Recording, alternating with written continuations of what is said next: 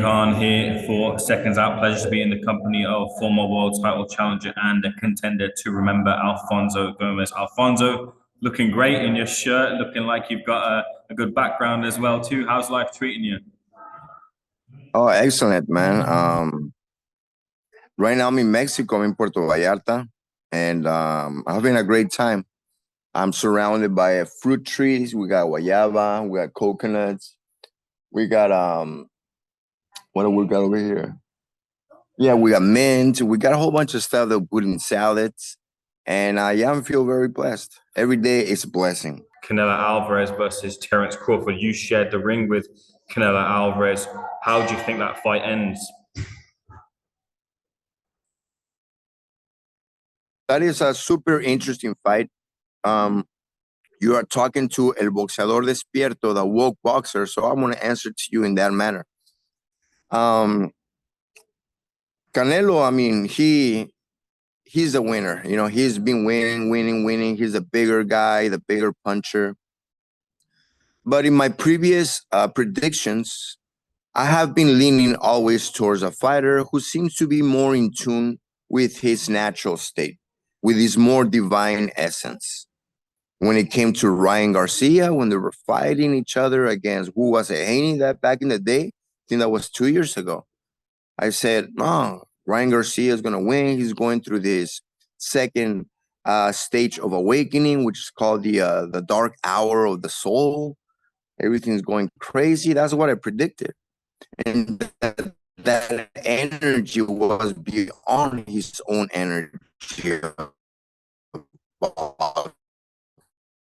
Two other fights, I can remember some fights that everybody thought the other guy was going to win.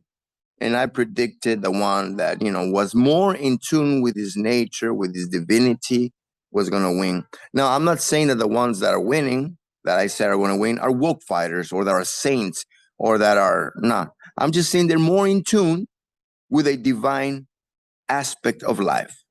You know, there's the materialistic one, there's a corporate one, there's this one, there's just another one, and it exists, right? Well, the fighters that have been winning, that I've been predicting, all of them have been winning. The last one I think was Berlanga. Berlanga against an Arab, a Muslim kid. I can't remember what his name was. And everybody thought Berlanga was going to win. And I was like, nah, man, this guy is so Matrix, dude. Hell no. Berlanga is no way. He's a poster child of what's been a sleeping human being. No. And then I looked at the other guy who's more in tune with his Allah, the mosque. I'm sure he doesn't eat pork and everything that the Lord says not to eat. So in my mind, it's like, dude, this guy's more in tune with his divinity. And the way things have been happening, boom, the woke ones, the ones that are in tune with nature and divinities, have been winning. So I predicted this, the Arab kick, Sharik, I think it was his name. Shiraz. Shiraz, yes. Boom, and he wins crazy good. I loved it. Also, Serrano against Taylor. I predicted Taylor was going to win only because she seems to be more in tune with her divinity than Serrano. And, you know, it was presented through the whole presentation, what I spoke about. Serrano came out with a reggaeton song, you know, blah, blah, blah, cool. Everything good. And then Taylor comes out with a Christian song, blows my mind, and wins. So going back to your, I'm just going back to my predictions of why I've been predicting these victories, because it is going beyond us. This is energetic, this is cosmic, this is divine. And in this case, with Canelo and Crawford, I believe from what I've seen, Crawford is more in tune with his divinity. He is more, you know, just closer to what we can call somebody that is more in tune with God and his family and nature, etc. I'm sure he consumes meat. I'm sure he swears. I'm sure he's not woke, but just more leaning towards, because Canelo, for years, he's just been commercialized. You know, not only his name, he has believed this. So in his mind, in his essence, Canelo, in everything, he's commercialized himself. He's a product, basically.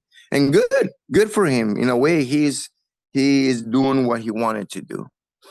I predict that I think Canelo is going to win, but I predict that Crawford is going to stunt him, drop him, something like that nobody has ever done. That's what I predict. That in itself could make Crawford get a split decision or a majority decision, but I see Canelo winning on a split decision, majority decision, because it's going to be a close fight, and Crawford is going to stunt him or do something like that. That's what I believe. That's what I. Is Canelo still as good as the one that you fought in the ring? I think he. I think he's better. Yeah, I think he has fine-tuned his style. Obviously, he's faster on his movements, and not a faster. What happens is that when you become a master, you can punch somebody in 1 inch and drop him, compared to somebody that has to do that.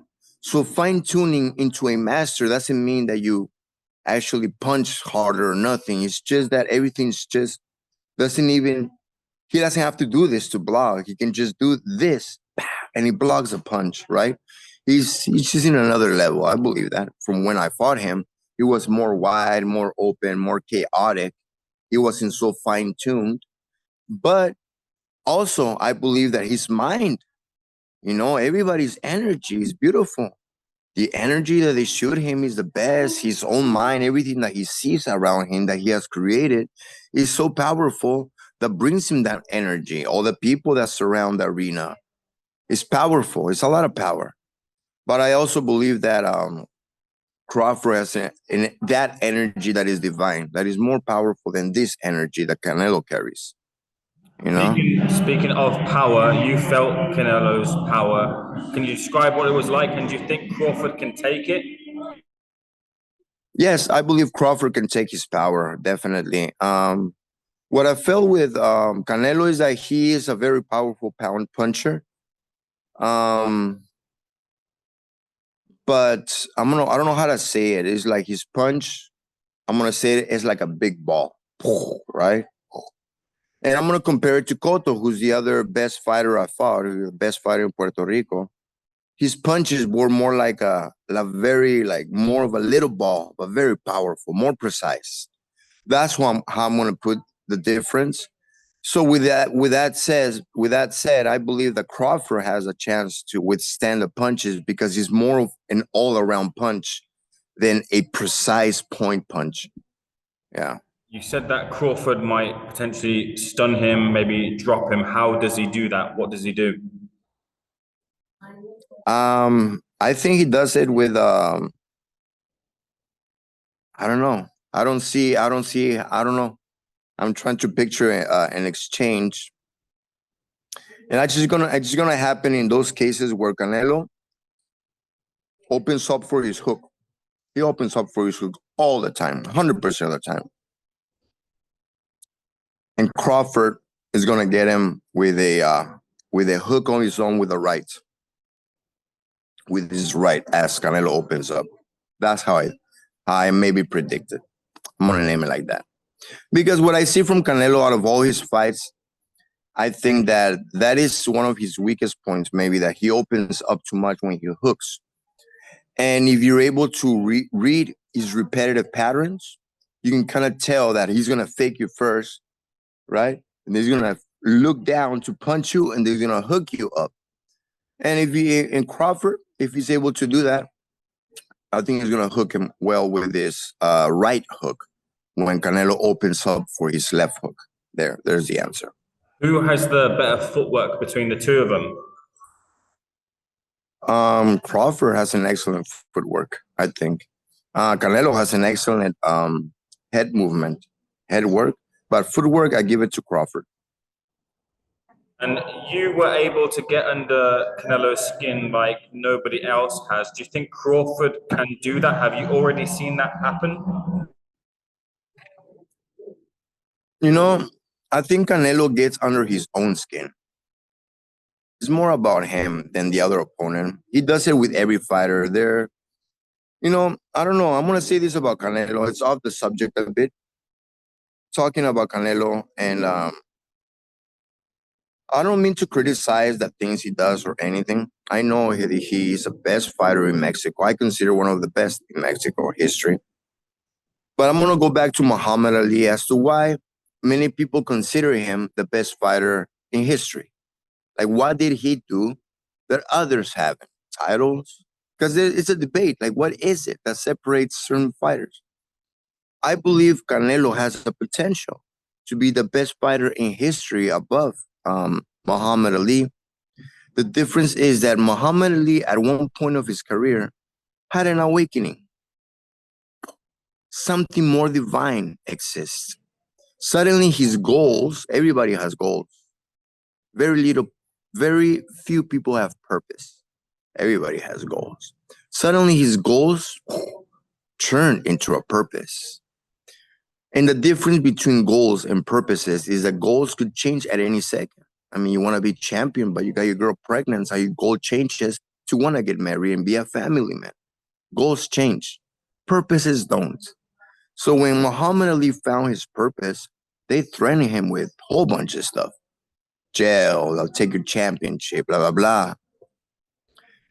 And he said, I don't care. I have a purpose. And my purpose is divine. And even when they called him Cassius Clay, my name is Muhammad Ali, he got mad. Like, do not confuse me with the other guy that harmed people, that was full of ego. Do not compare me to the other that thought about goals and money and prestige and power. No, I'm Muhammad Ali. I'm a soul that wants to go back to my father. And that's my purpose. And he fought for it. And then he became champ again. Boxing came back because God blesses you once you find your purpose. And that's what I'm trying to teach in the master classes. And that's what I speak about. That when it comes to Canelo, I don't criticize him at all. I mean, imagine this little soul came into this body that has a potential to be disciplined, to focus, to be determined, to be charismatic, to draw so many energies. An amazing human being. Incredible. He's just confused. He hasn't found his purpose. He has a lot of goals, and I love it. Once Canelo wakes up and finds his purpose, he will be the best fighter in all history, next to Muhammad Ali. And that's what I mean when it comes to Canelo. I'm kind of going back to your question. Which was what your question was? What? My question was as to Canelo Alvarez, you being able to get under his skin like no one else had before, and about under Crawford the skin. done that. He gets under his own skin. Yeah. So I spoke about that, about the type of Canelo that he is. He's still not there. So he gets under his own skin because he's not there, right? And rather than getting on the other person's under their skin, ultimately, I don't think Crawford is going to get under his skin. He's just Canelo on his own, trying to be Canelo, trying to be the best fighter in the world. And I believe Crawford is just trying to be the best human being in the world of boxing, because he chose boxing. Is the winner, Alfonso, the pound for pound #1 in the world, in your opinion? I mean, that's hard to say. I mean, for me, the fighters, we got Usyk, another fighter that praises the Lord all the time, that is more inclined into his divinity. Dude, that guy is amazing. A fighter that hasn't lost in amateur, doesn't lost in Olympics, doesn't lose anywhere, doesn't lose rounds. Like, an incredible human being. And his words are, he praises God, and he's always like incredible. No, even if Canelo wins, he cannot be the best fighter in the world, the best boxer, because nowadays, maybe in 2010, maybe, but not 2025.